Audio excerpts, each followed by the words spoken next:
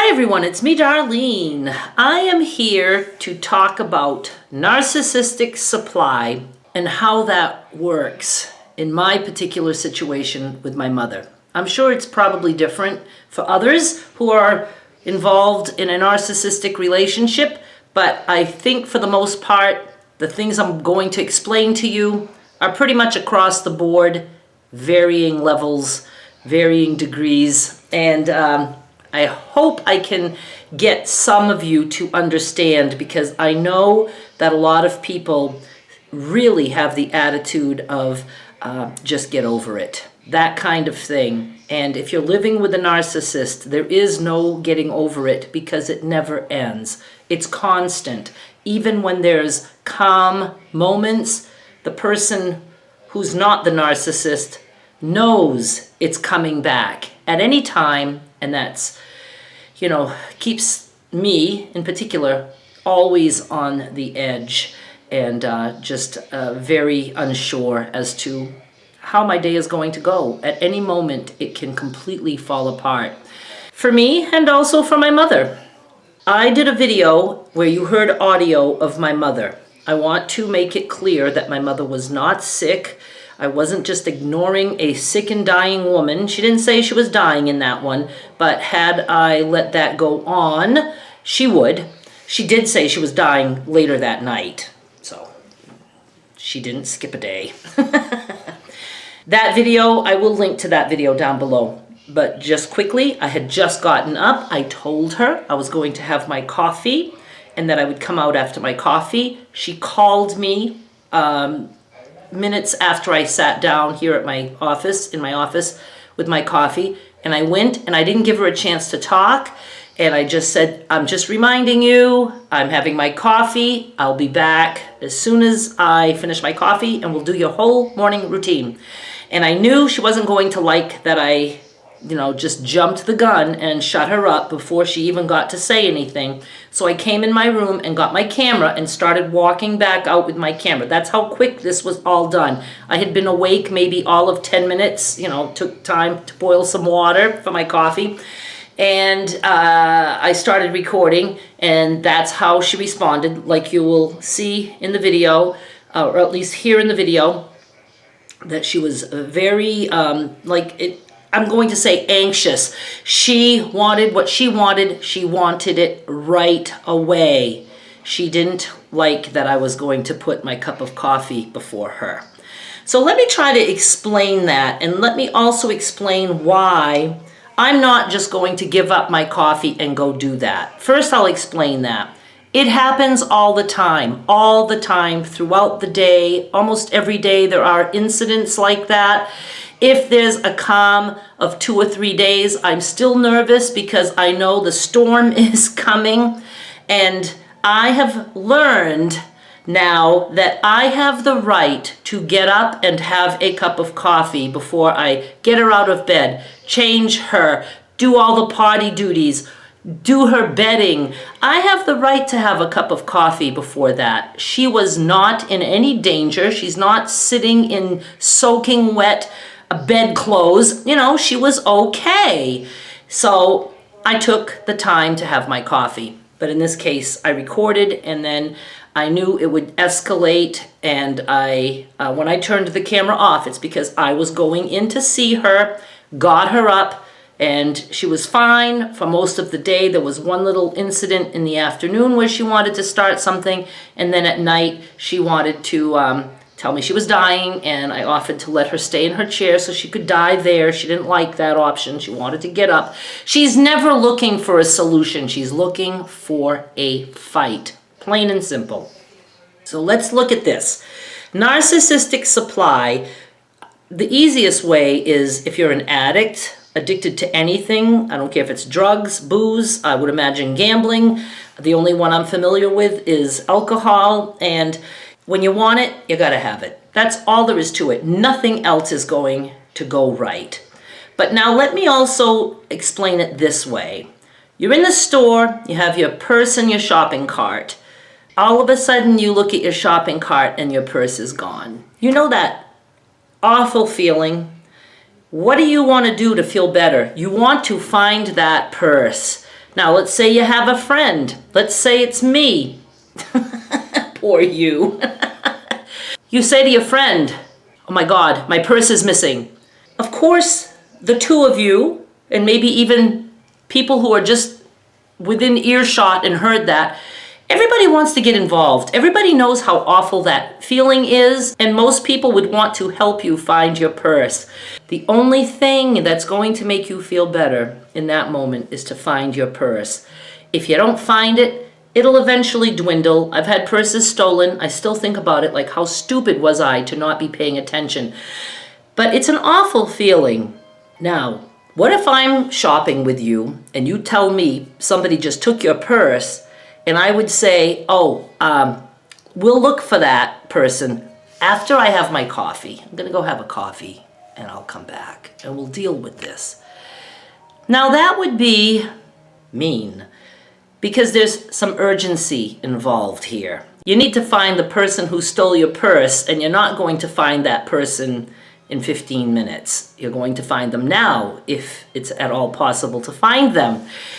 Now that person who just lost their purse could be like, what are you talking about? Now you have the right to be upset with the person who's gonna go have a coffee and not be as concerned as you are because you want your purse back.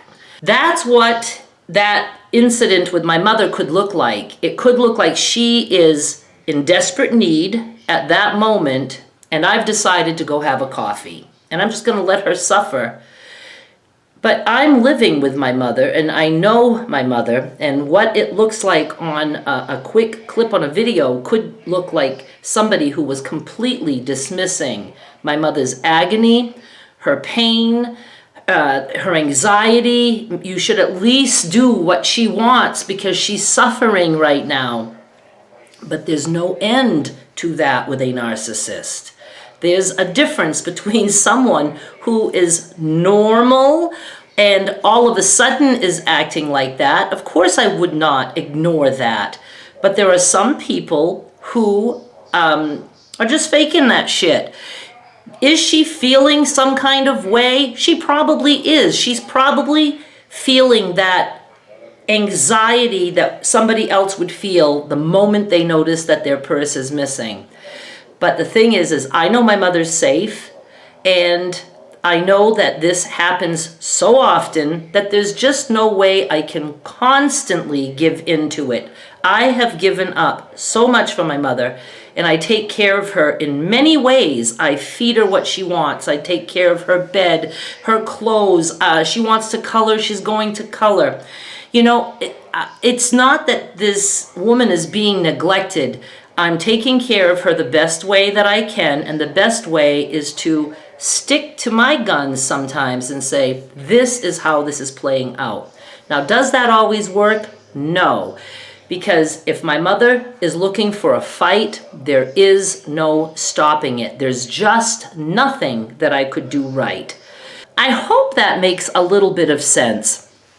Now let's say that my mother is looking for a fight. And you might say, nobody just looks for a fight. Yes, if my mother is not constantly satisfied by having all the attention put on her every waking moment of her life, if she's not getting attention, then she wants to get rid of this other feeling she has. Her anxiety might get so high that the only thing that's going to fix that is to hurt someone else. And a lot of people don't realize that some people, that the only way they can get that off their mind is to physically or emotionally hurt someone.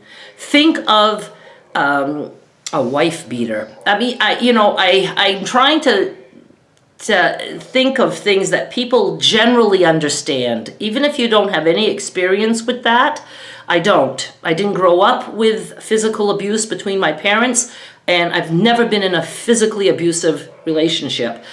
But I've seen enough on TV, you know. Sometimes that person who wants to lash out, and I'm going to say man to woman because that's what we're used to, but it goes the other way. And I'm sure woman to woman, man to man, physical abuse is physical abuse. Doesn't matter who the parties are that are involved. In the movies, it will show, and I believe that's how it is, that the person here can be doing absolutely nothing, but this one is simmering and wants to lash out. They're going to find a reason to smack that person. Plain and simple. And then they're going to feel better. Sometimes they're very sorry. Other times they're not. My mother is a I'm never sorry kind of person because she's a narcissist. No empathy. So there's never the I'm sorry part that follows, unless it's like, oh, well, if you're going to think that I did wrong, well, then I'm sorry you feel that way. That kind of thing. That's the only times I hear sorry. And my mother will also sometimes say that and then follow up immediately now with, you say you're sorry to me now because I just said it to you. It's just, oh. So when my mother isn't getting all the narcissistic supply she needs, she wants to hurt not just me, but anybody who would be in her life. And she's very good at it. And she has to do that in order to feel better. And, like I said, maybe if I put it in that context, like, somebody has to lash out. Somebody who wants to lash out and doesn't have the need to hurt could go punch a punching bag. Now, some people do that. Some people get so angry and they know it and they need to get it out somehow. They'll go punch a pillow, a punching bag, or even throwing something at the wall is better than punching or hurting or killing another person. You see the difference? Everybody gets outraged at times. It's all how, your brain works. What is it going to take to make you feel better? To some people, it has to be the person that's standing right in front of them. And that's how it is with my mother. She has to hurt a person to feel better. That's the only way. And it was physical until I was an early teen, and emotional. That was a constant, and that was worse to me. And then when the physical couldn't be there anymore, it was emotional abuse, which could be saying horrible things, constantly putting me down, or completely dismissing me like I don't even exist, and ignoring the fact that I might have gone out and not caring. She could take off and not care, not tell me. So just making it look like to me that I was completely disposable. So those are the two things I got. I either got tons of attention in a very negative way, or I was made to feel like I didn't even exist. Narcissistic supply, that's all it means. The narcissist needs either attention or a release, a way to release their steam, and the only way they're going to feel that is by finding their purse, then they'll feel better instantly. And it's instant, like, oh my God, my purse, thank you so much, and you're so happy, and all is good. But I can't be playing that game 10 times a day. It's very draining. So I have to try to find ways to always keep it to a minimum. But I know it's always going to come around. And that's why I don't like it when social workers or nurses or anyone says, or even relatives or friends, anyone who says, oh, well, that's okay, and now you know what to do next time. No, the next time, what I just did to work this time might not work. So I just thought I'd share all that. Thank you so much for watching. I'll be back with more soon. Bye.